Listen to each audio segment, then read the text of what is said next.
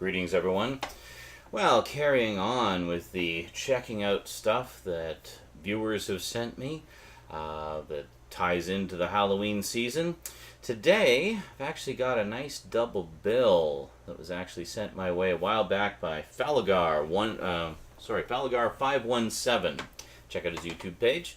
Yeah, basically just a couple of... He knows I like so-called classy horror movies, ones with, that aren't so much gore fests, but more just kind of traditional ghost stories. And there was a couple of good ones he was pretty sure I hadn't checked out because I hadn't mentioned them before. And I think he had asked me about them back when I did some of my other Halloween videos a couple of years ago. So he sent them my way, thought that they would make a good double bill. So I decided to take them up on that, and that's exactly what I did. Watched them as a double bill, and I gotta say, they both went really well together. They really complemented each other quite nicely. They shared some similar thematic elements, and, just really good films. And that's what we're going to talk about today. What were they? Well, you'll find out in the titles. Right now, today, on the Multimedia Chronicles.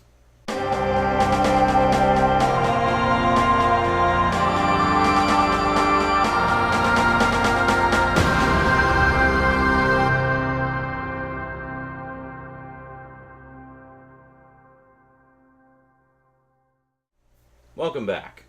Okay, so double bill time.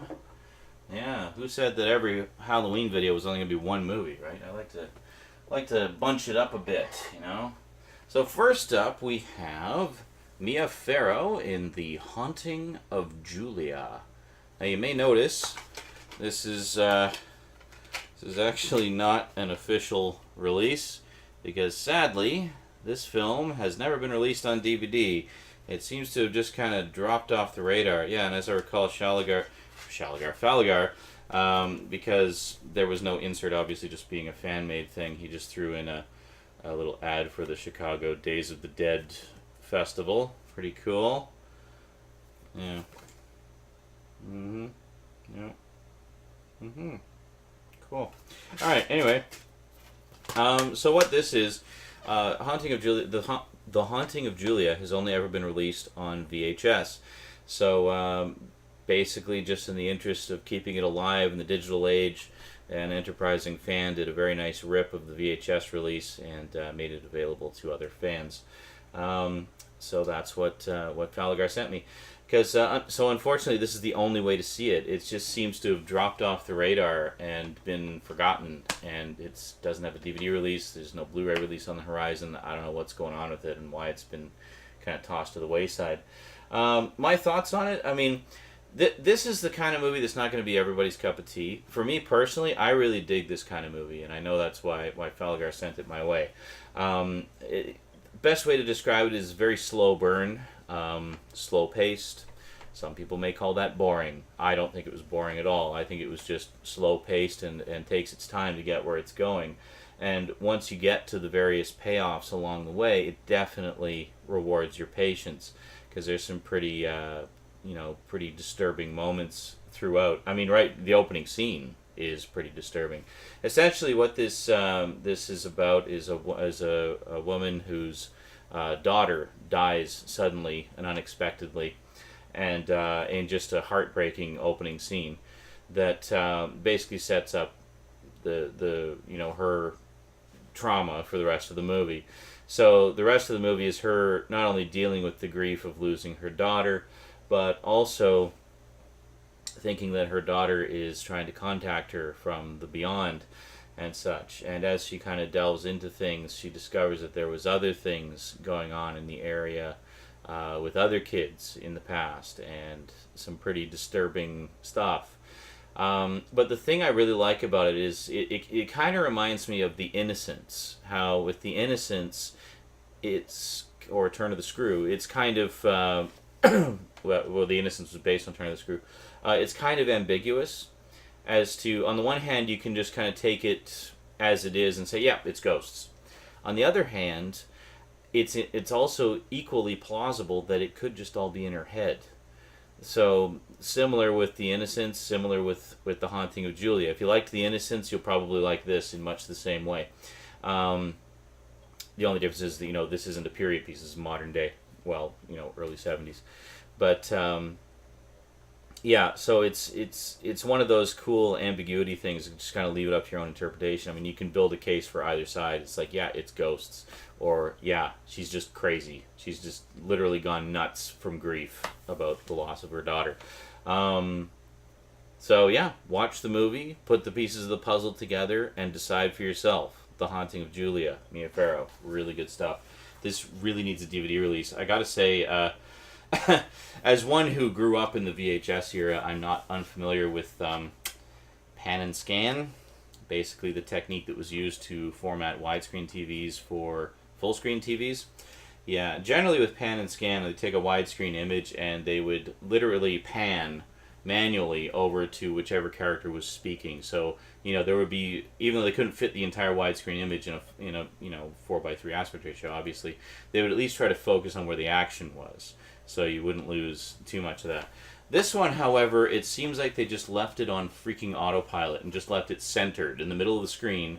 So you get characters with like half faces. Sometimes there'll be two characters talking on either side of the screen, and it'll be focused like in the middle of the room. It's like, well, gee, sure, I'm glad I saw that chair listening to the conversation. Clearly, that was the primary focal point of that scene.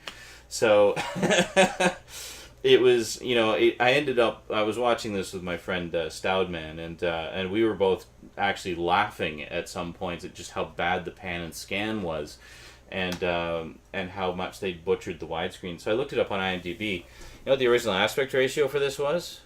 It was 2.35 to 1. Which means by chopping it down to full screen like that, you're literally missing almost a full half of the picture. And it really shows in this one. It is painfully obvious that you were missing massive, massive chunks of the image. So I would love to see this get, at the very least, a nice widescreen DVD, preferably a widescreen Blu-ray. But in the meantime, if you can find the VHS tape or find a fan who has a rip of it, check it out, because it's definitely a good movie and worth seeing. And then, as the second part of the double bill, we have George C. Scott in The Changeling. Yeah, now this one, I had heard about this one for a very long time, and had been meaning to check it out for ages, but just never got around to it. But I have to say, this actually makes a really nice companion piece to this. So, well done, Falligar. You nailed it, man. These two went fantastic together. They really did. So I did exactly as you suggested, and watched them both together in that order. And boy, did they ever go together well. Now, in terms of production value, The Changeling is definitely the better of the two. This was a much bigger budget film, obviously. But also just in terms of the cinematography, the cinematography in this is just gorgeous. I would love to see this get a proper Blu-ray release. Absolutely love it, because I think it would really benefit from it. So essentially, in a very similar fashion, the opening scene of this, we have George C. Scott out on a nice drive with his family. His wife and young son end up getting killed in a auto accident, basically. And so that sets up his trauma for the movie.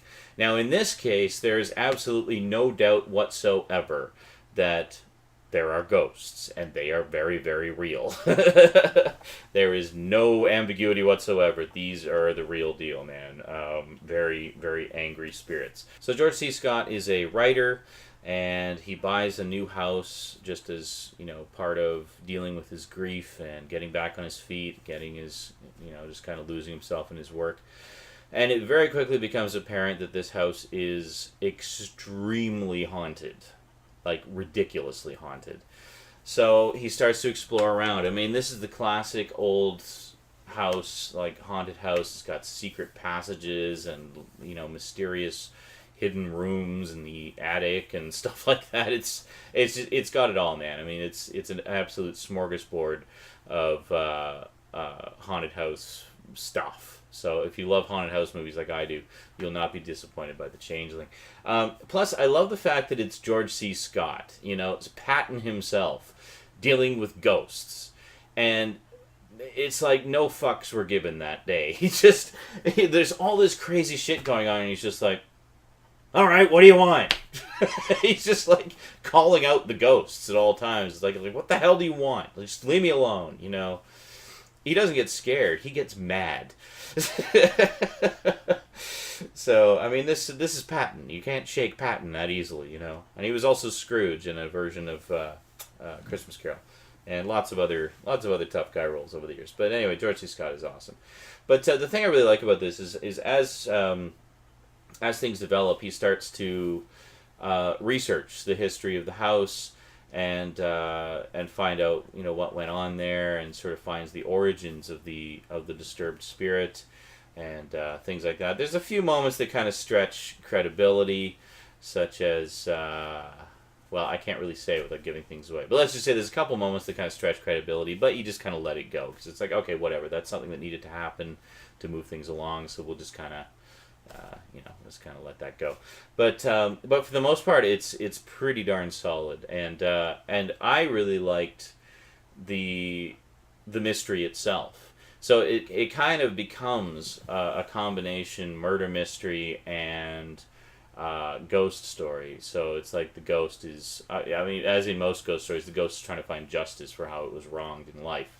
And the story that unfolds surrounding that and what exactly the circumstances were is actually really interesting and one of the more original kind of ghost stories I've seen in quite a while. And I really, really liked it a lot.